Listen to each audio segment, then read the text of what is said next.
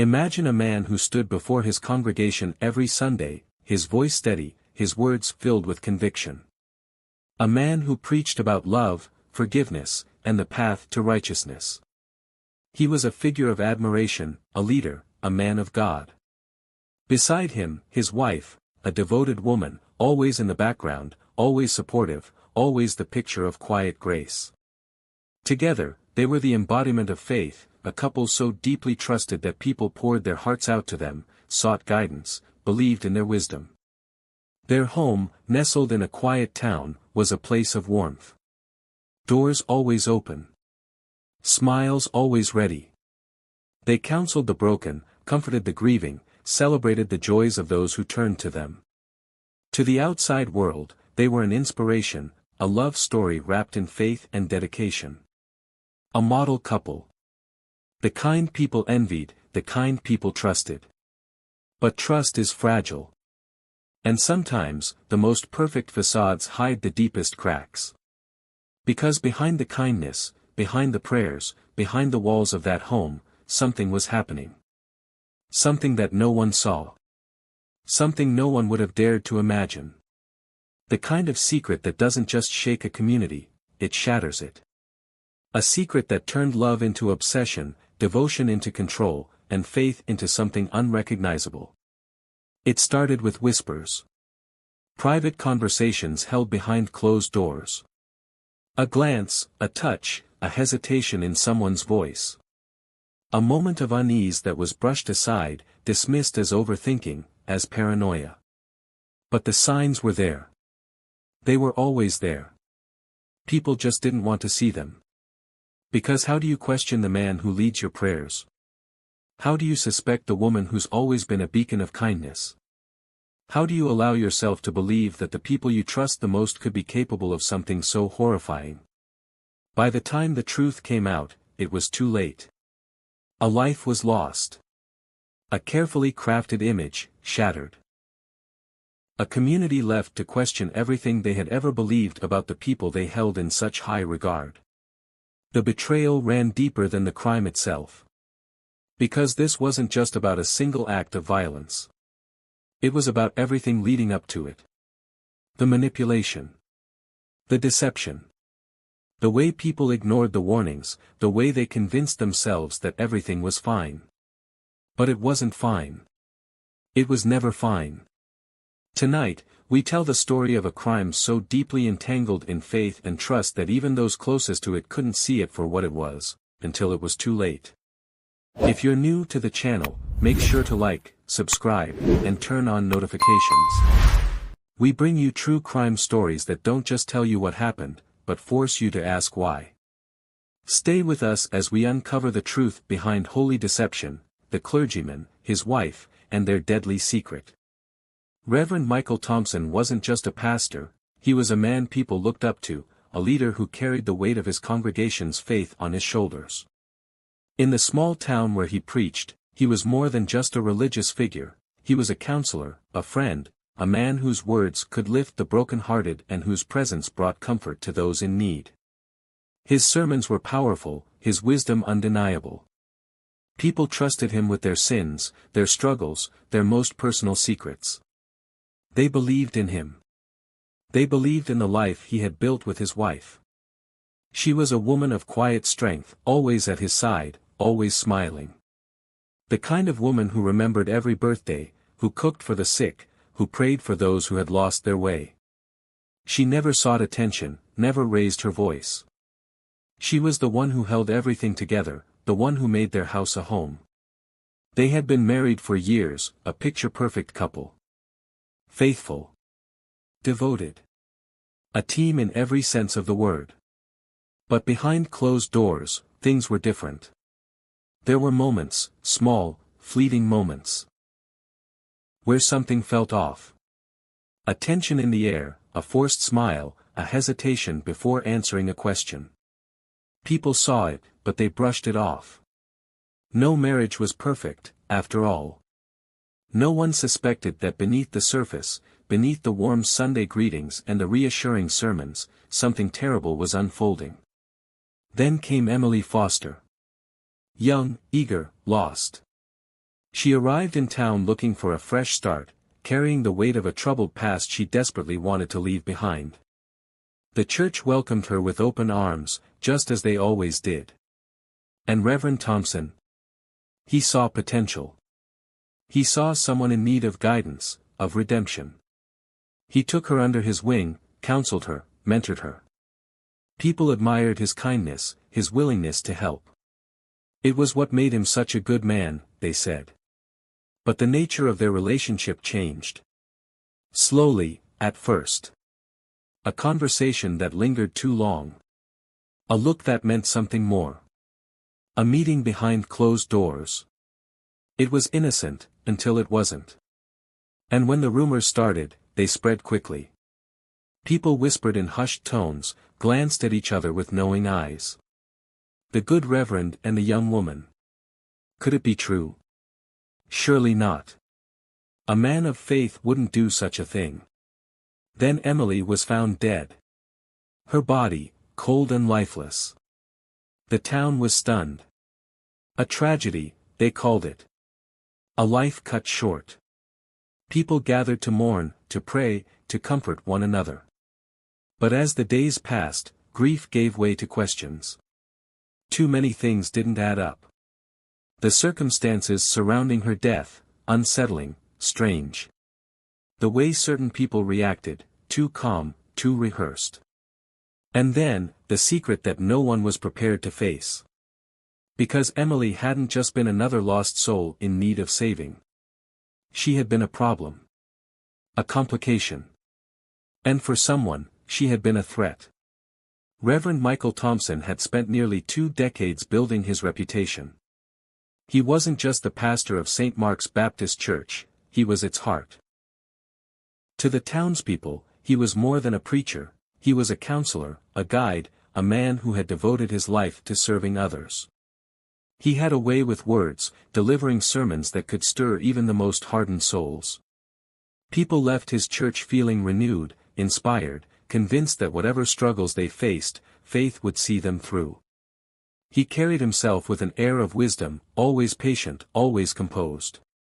A leader, a mentor, a man above reproach. But not everyone saw him that way. Some noticed how he demanded control, how everything had to be done his way, how he kept certain people at a distance. There were moments when his patience ran thin, flashes of something beneath the surface, something that didn't quite fit with the image of the kind, understanding shepherd he claimed to be. If you paid close enough attention, you might catch a glimpse of it in his eyes, in the way his jaw tightened when things didn't go as planned. But people rarely paid that much attention. After all, this was Reverend Thompson, a man of God. He could do no wrong. Then there was Sarah, his wife. The perfect pastor's wife, always smiling, always graceful. She spent her days organizing charity events, visiting the sick, leading Bible study groups. She knew everyone's name, remembered their stories, their hardships. If someone needed a helping hand, she was the first to offer it. To the outside world, she was the definition of kindness. A woman devoted not only to her husband but to his ministry. Her presence alone made the church feel like home. But Sarah knew things others didn't. She understood the weight of expectation, the pressure of being the woman behind the man everyone adored. She was always expected to be supportive, to stand beside Michael no matter what. And she did, because that's what she was supposed to do. She never questioned, never challenged. At least, not where anyone could see. Then came Emily Foster. 24, alone, searching for something she couldn't quite name. She arrived in town with little more than the clothes on her back and the weight of her past pressing down on her. She never spoke much about where she came from, but people could tell, she had been through something. The kind of thing that leaves scars, the kind of thing that makes you seek out a place like St. Mark's, where promises of redemption are whispered like prayers. Emily wanted to believe that she had found a fresh start. A new home, a new community, a chance to be seen as more than the mistakes she had made. And for a while, it seemed like she had. The church welcomed her with open arms. She attended every service, volunteered for every event, took in every word Reverend Thompson preached as if salvation itself was waiting for her on the other side. But Emily wasn't just another face in the congregation. Michael took an interest in her. He saw potential, or maybe something else. Their meetings started as simple counseling sessions, conversations meant to guide her, to help her heal. But something shifted. The conversations grew longer, more personal. There were moments when the air between them felt too charged, when the way he looked at her lingered just a little too long. It wasn't hard for people to notice. They whispered, exchanged glances. But no one said anything out loud. No one dared. Then came the night everything changed. When Emily's body was found, the town was shaken to its core. No one wanted to believe it. Not here. Not in their community. Not to someone who had come searching for hope. And certainly not with whispers of Reverend Thompson's name tied to it. But the whispers turned into questions, and the questions needed answers. That's where Detective Laura Martinez came in. She wasn't from around here. She had spent years working in big cities, dealing with crimes far more brutal than the town of Oak Ridge had ever seen. But there was something about this case. Something that didn't sit right. From the moment she arrived, she could feel it. The way people avoided her eyes when she asked questions, the hesitations in their voices. There was fear here, but it wasn't just the fear of a killer. It was the fear of something bigger. The fear of tearing down a man people had built their lives around. Laura had seen enough cases to know when people were lying. And in this town, someone was lying. The only question was who, and why. The town of Brooksville had never seen a scandal like this before. A young woman, alone in the world, had sought refuge within the church walls, only to end up dead. At first, people wanted to believe it was a tragic accident, that Emily had simply been in the wrong place at the wrong time. But as more details surfaced, that fragile hope crumbled. The discovery of the letters changed everything. They weren't just notes of comfort or words of guidance. They were intimate. Desperate. Confessions of something that should never have been. Some were written in Emily's shaky handwriting, pleading, questioning. Others bore Michael Thompson's name, his words carefully chosen, his emotions restrained but undeniable. The truth was there in ink. This wasn't just a pastor helping a lost soul. This was something else entirely. Rumors turned to accusations. Some refused to believe it. Others said they had seen the signs all along, the lingering glances, the hushed conversations, the way Emily's demeanor had changed in her final weeks. She had started looking over her shoulder, flinching at sudden sounds. A few people recalled how she had tried to leave town once, bags packed, but then suddenly changed her mind. Or maybe someone changed it for her. Then came the question no one wanted to ask: if there was an affair, what else had been hidden? And more importantly, had someone wanted it to stay hidden badly enough to kill for it? Emily's body was found near the edge of a lake, barely concealed beneath a pile of fallen leaves. A couple out for an evening walk had stumbled upon the scene, their peaceful night shattered by the horrifying sight. Her clothes were torn, her skin bruised. No immediate signs of struggle were obvious, but the way she was left there, it felt deliberate. A message, maybe. Or a mistake. When the police arrived, they treated it as a homicide from the start. The area was cordoned off, evidence was collected, statements were taken. But in a town like Brooksville, where everyone knew everyone, the investigation wasn't just about finding out what happened. It was about navigating the careful web of influence, loyalty, and silence that protected certain people. And no one was more protected than Reverend Michael Thompson. When detectives first approached him, his reaction was calm. Too calm. He expressed sorrow, said all the right things. Yes, he knew Emily. Yes, he had counseled her. No, he had no idea who would want to harm her. He even led a prayer for her soul that Sunday, his voice steady, unwavering. But behind the scenes, there were inconsistencies. His phone records showed late-night calls to Emily. Hours of conversations unaccounted for. Messages deleted. Witnesses, those who dared to speak, mentioned seeing Emily leaving his office looking distressed, even crying on occasion. A neighbor recalled hearing shouting from the Thompson house one evening, a woman's voice raised in anger, then silence. And then there was Sarah.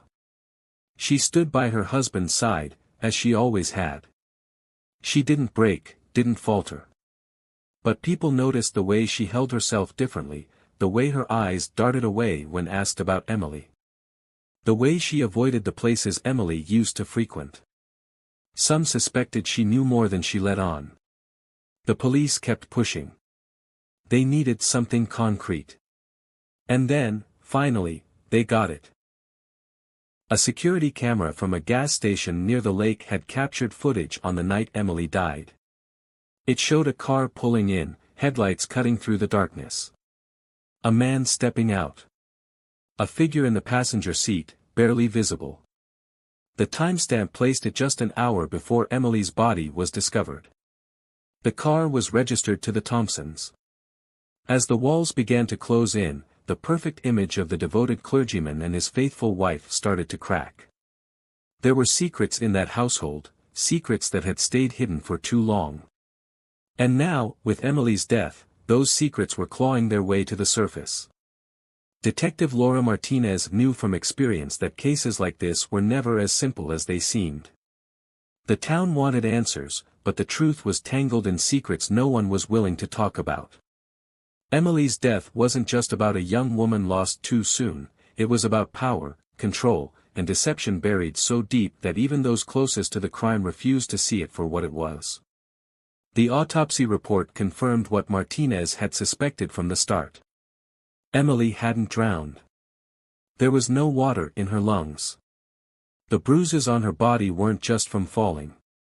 There were signs of restraint, pressure applied to the neck. Someone had made sure she never left that lake alive. The toxicology report raised even more questions.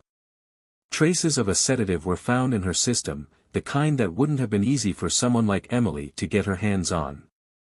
Someone had drugged her. Someone had planned this. Martinez and her team started looking into the last people who had seen Emily alive. The congregation was hesitant to talk, some fearing retaliation, others unable to believe that their beloved pastor and his wife could be involved in anything criminal. But little by little, cracks started forming in the Thompsons' carefully built facade. A former church secretary, a woman who had left town months earlier, came forward with a story Martinez couldn't ignore. She claimed Emily had confided in her, scared and unsure of what to do. Emily had mentioned that she was in a relationship with someone she couldn't name. She had said things were getting dangerous, that she felt trapped. The secretary had dismissed it at the time, thinking Emily was just overwhelmed. Now, she wasn't so sure. The financial records were the next major break. At first, there was no reason to suspect Sarah Thompson had anything to gain from Emily's death. But then, tucked away in paperwork that took weeks to comb through, there it was, a life insurance policy. Not a massive one, but significant enough to raise suspicion. Emily had named Sarah as a beneficiary. That alone wouldn't have been damning, except for one crucial fact: Emily had no known family, no close relatives. Why would she leave everything to the pastor's wife? And more importantly, had she even agreed to it? Martinez confronted Sarah with the evidence.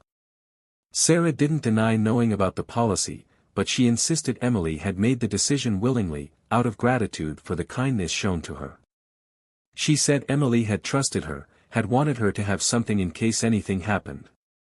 But when pressed about why she hadn't mentioned it before, why she had acted surprised when Emily's death was first reported, Sarah's answers wavered. Meanwhile, Reverend Michael Thompson maintained his innocence. He was calm under questioning, unwavering in his denial.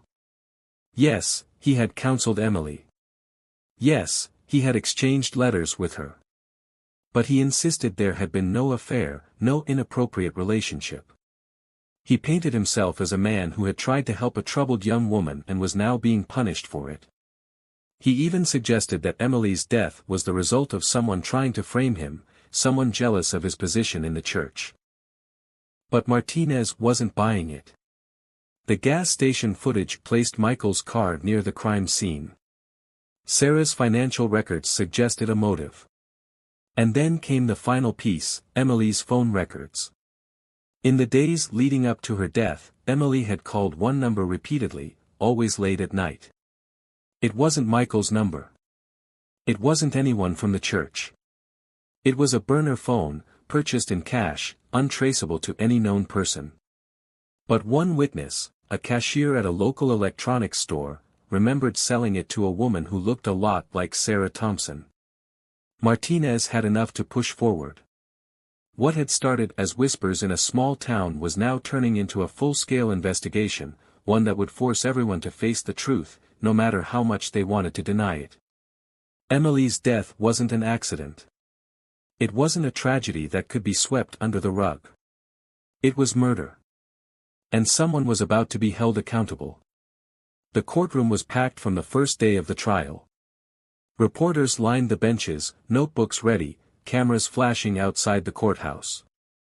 The town that once admired the Thompsons now watched in shock as the truth unfolded, piece by piece, shattering the illusion of the perfect couple.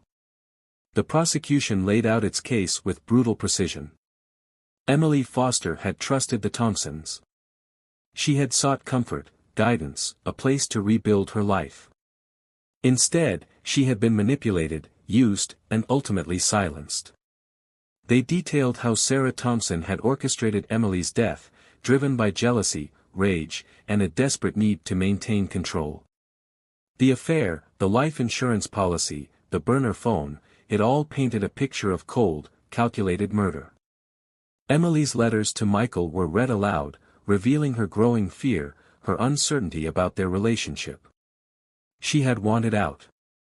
She had realized the promises he made would never be fulfilled. But Sarah had known about the letters too. A forensic analyst testified that Sarah's fingerprints had been found on several of them, letters that had supposedly only been exchanged between Emily and Michael. The implication was clear. Sarah had been monitoring their relationship closely, reading every word, watching, waiting. Then came the surveillance footage. It wasn't just Michael's car near the crime scene that night. A second vehicle, one registered to Sarah's name, was also spotted in the area. Witnesses claimed they saw a woman resembling Sarah purchasing sleeping pills at a local pharmacy days before Emily's death. The prosecution argued that she had drugged Emily first, ensuring that when the time came, Emily wouldn't be able to fight back. Michael took the stand, but his testimony only made things worse. He admitted to the affair, admitted to meeting Emily in secret, but insisted he had nothing to do with her death. He claimed he had no idea what Sarah had been planning. But when questioned about why he had never reported Sarah's growing hostility toward Emily, why he had stayed silent when Emily expressed fear, his answers faltered. The prosecution made it clear, even if he hadn't committed the murder, his hands were far from clean. Sarah's defense tried to argue that there was no direct evidence tying her to the crime, that the prosecution was building its case on speculation, assumptions, and circumstantial proof. They painted her as a heartbroken wife, a woman who had been betrayed and humiliated but had not resorted to violence. They pointed to Michael as the true manipulator, claiming he had been the one pulling the strings, that Sarah was merely collateral damage in his reckless affair. But the jury wasn't convinced. The deliberation lasted only a few hours. When they returned, the courtroom fell silent. Sarah Thompson was found guilty of first-degree murder. The judge's voice was steady as he handed down the sentence, life in prison without the possibility of parole. She showed no emotion as the words sank in, as her fate was sealed. Michael Thompson wasn't convicted of murder, but his life was in ruins. He faced public disgrace, legal trouble for financial fraud related to church funds, and ultimately, he was defrocked.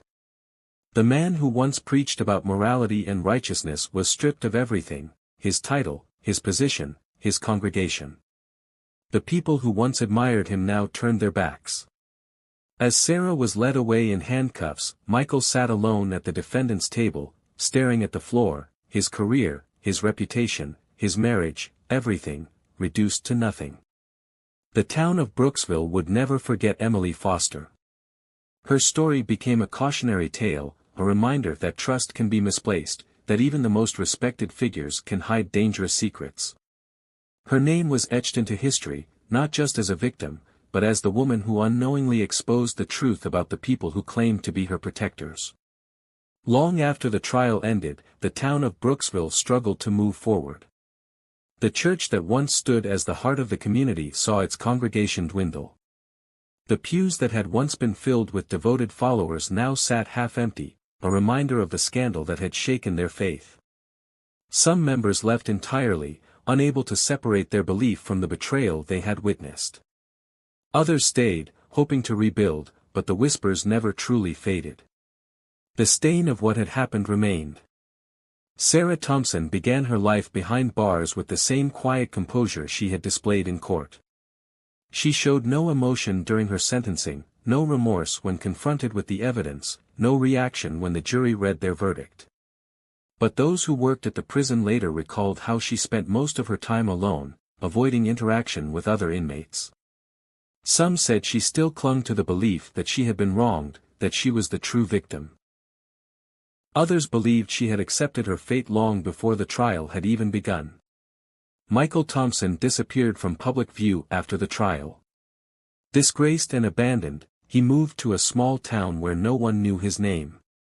His days of standing at the pulpit, preaching about morality and faith, were over. Some reports suggested he tried to rebuild his life, offering private counseling sessions online under a different name. Others claimed he had been seen in a rundown motel, drinking alone. Whatever the truth, one thing was certain: he would never regain the influence he once had. Emily Foster's story became a cautionary tale.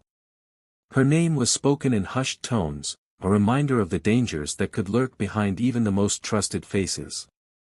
A scholarship was created in her honor, funded by those who had known her before she ever stepped foot in Brooksville. It was meant to help young women who had experienced hardships, offering them the fresh start that Emily had never truly been given. In the end, this case was more than just a scandal. It was a lesson in deception, power, and the destruction that can come from betrayal. It was proof that even those who present themselves as righteous, as leaders, as protectors, can be capable of the unthinkable. It forced people to question how much they truly knew about those around them. The truth is, we all want to believe that we can recognize danger when we see it. We want to trust our instincts, to believe that evil has a face we can spot, a presence we can feel. But the reality is often much more complicated. People hide who they are. They wear masks. They present the version of themselves they want the world to see, keeping their darkest truths buried beneath layers of charm, of kindness, of devotion. And sometimes, by the time those masks slip, it's already too late. What would you do if you uncovered a horrifying truth about someone you trusted?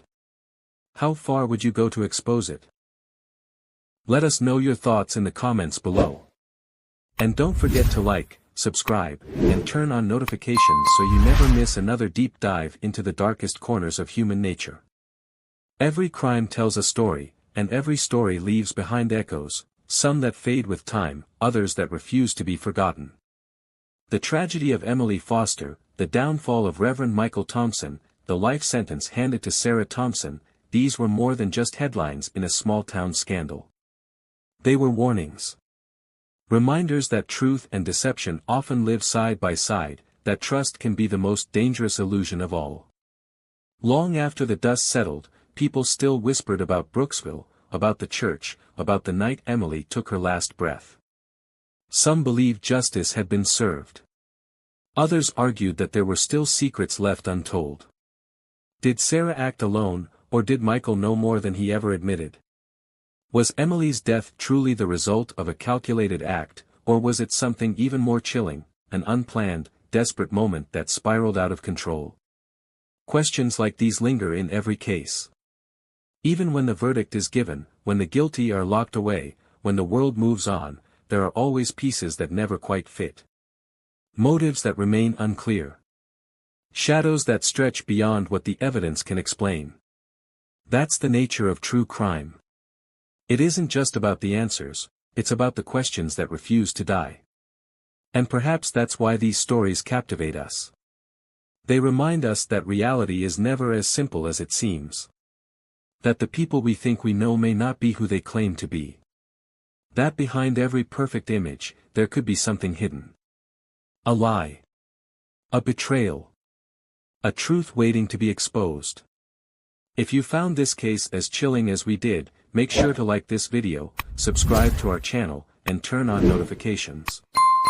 There are many more stories to uncover, some stranger than fiction, some more terrifying than any nightmare. And in our next episode, we take you even deeper into another case that will make you question everything. Stay safe. Stay aware. And remember, sometimes, the most dangerous monsters aren't the ones hiding in the dark. They're the ones standing right beside us.